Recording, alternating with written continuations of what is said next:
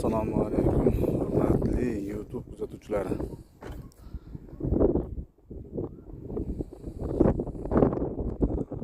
Noyabr oyining oxirida o'dik qo'ygandik.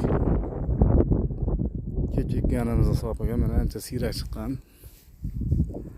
Endi birinchi dorisini berib, machavina bilan suvda qo'yapmiz. Endi ajab emas. Tiklab, ko'payib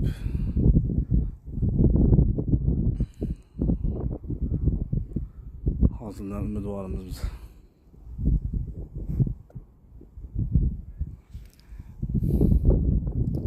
Suv ko'ryapti mana.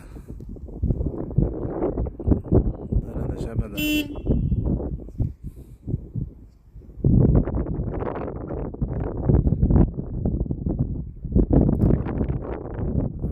Biz yo'qligimizda kimdir bir tarasa qo'yib olgan.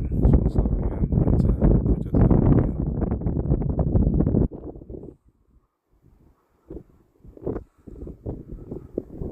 Albatta Alloh o'ziga oson.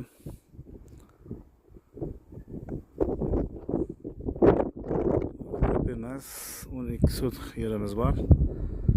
Shunga mana bug'doy deb qo'ydik. Qishi bilan chiqib qolibdi.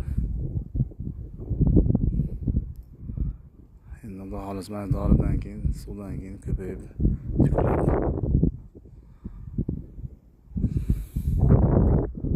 qoladi.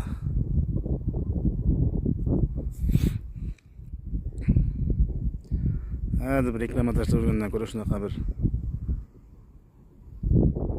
o'zimning shaxsiy ishlarimni tashlagim keldi. Darada mazza shabada kelyapti.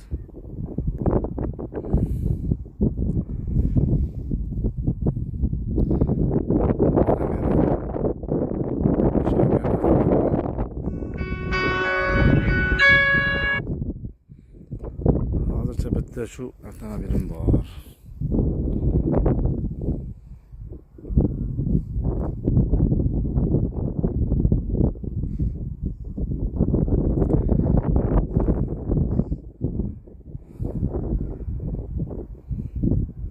Xullas ishdan charchaganda, ishdan zerikkanda desak to'g'ri bo'ladi, chunki faqatdan bir xil ish bilan shug'ullanaversangiz hozir zerikmay qolar ekansiz. Shunaqa dam olgingiz keladi.